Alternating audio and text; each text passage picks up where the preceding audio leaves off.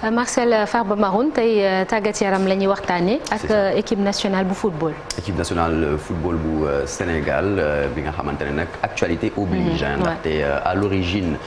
tey ci aljuma su fukki waxtu naroon jot la Aliou Cissé waroon def conférence de presse naroon janook taskatu xibaar yi waaye comme mbir yi demee nu mu demee avec le décret relatif au deuil national et bien ce vendredi donc finalement à 11h le sélectionneur bi di Aliou Cissé di nar a dévoiler liste gaynde yi nga xamante ni ñoom la ñu nar a woo pour éliminatoire Coupe d'Afrique des Nations de football buy nar a am ca Côte d'Ivoire en 2023 donc boobule annonce da koy nar a def via les plateformes de la Fédération sénégalaise de football mu di nag ñaari première journée éliminatoire Coupe d'Afrique des Nations première journée bi le 4 juin 2022 en tout cas en ce qui concerne le Sénégal mook Bénin ñooy nar a daje ca stade Maître Abdoulaye Wade bu Diamniadio et puis le 7 juin donc 3 jours après mu nar a fekki réewu Rwanda ca stade Amahoro bu Kigali soxna Nada. champion d'Afrique yi kon mel ni dañoo bëgg a qualifier pour la 5e fois consécutive ci CAN bi. effectivement depuis 2015 en tout cas Sénégal mu ngi qualifié ca phase finale Coupe d'Afrique des Nations ñu nar a tenté waat une 5e CAN comme tu l'as si bien dit soxna Nata face au Bénin donc gaynde yi dina entamer la défense de leur titre de champion d'Afrique plus de 3 mois après leur sacre du 6 février dernier c'était au Cameroun et puis depuis 2004 ñuy fàttali que pays vainqueur bi moom qualifié tout d'office à la Coupe d'Afrique des Nations donc Sénégal moom daal di logé dans la poule L en compagnie donc du Bénin du Rwanda et du Mozambique moom mooy 4e équipe bu poule L lui ñuy fàttali que éliminatoire Coupe d'Afrique des Nations 2023 bi day nar a am diggante juin 2022 ba mars 2023 et puis Coupe d'Afrique des Nations Côte d'Ivoire 2023 moom c'est prévu en juin et juillet 2023 et puis Sénégal-Bénin du 4 juin nar a nekk la première sortie des Lions faut pas l'oublier aussi après la qualification bi jot a am le 29 mars dernier contre l'Égypte c'était pour la 3e phase finale de Coupe du Monde de l'histoire du pays soxna Nata. ak liste bi nga wax bu 11h jotee mu mel ni ñu ngi xaar ay kanam yu bees. ay kanam yu bees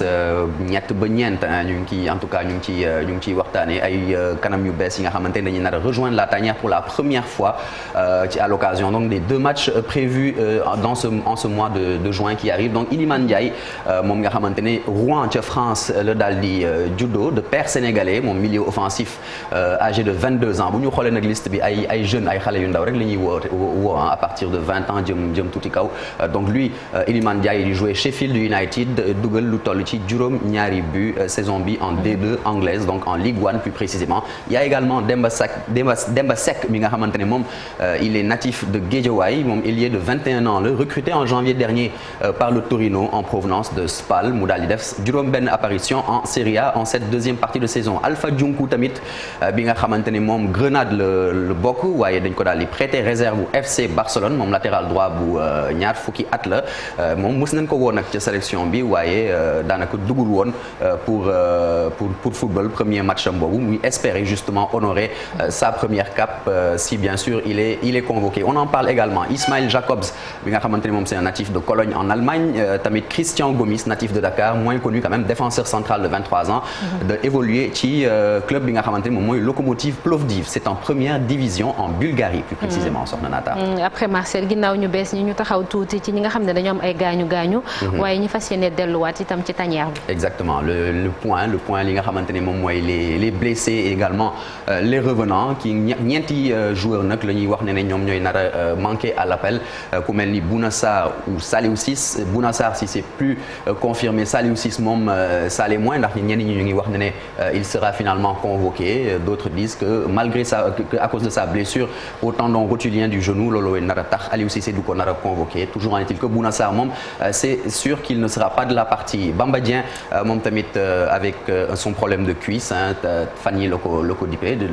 c'est la raison pour laquelle d'ailleurs il n'a pas joué les derniers matchs avec l'Olympique de Marseille Abou Diallo défenseur au Paris Saint-Germain moom il est convalescent en raison d'une blessure aux adducteurs bi nga xamante ne en mars dernier la ko daal di contracté lors du match aller contre l'Égypte même si il a repris les entraînements avec le Paris Saint-Germain depuis début mai et puis en cas de double absence de Diallo et Ciss Aliou Cissé nar a xoolaat nag tout le côté gauche quand même de la défense des Lions. Et puis les revenants, les deux gardiens, Alfred Gomis du Stade Rennais ak tamit Seny Dieng de Queen's Park Rangers ñoom tamit nar a defaat seen apparition après la double confrontation manquée en mars dernier contre l'Égypte soxna Nata. Et puis Sadio Mané la star moom dina ñëw waaye dina xaw a yéex tuuti. C'est ça, on se demande s'il sera un heureux retardataire ndaxte final gi muy nar a football samedi bi bu ko naree gagné nag ce sera un heureux retardataire mais bu ko naree perte ce sera autre chose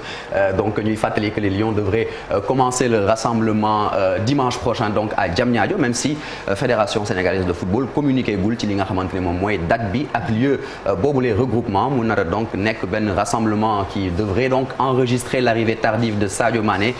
ai-je besoin de le rappeler en raison de la finale de la Ligue des Champions bu nar a am samedi Sadio Mané nar a disputer sa troisième finale de Ligue des Champions après 2018 bi nga xamante ne daf ko ñàkkoon contre le Real Madrid justement 3-1 il a été buteur ce jour-là et puis 2019 bi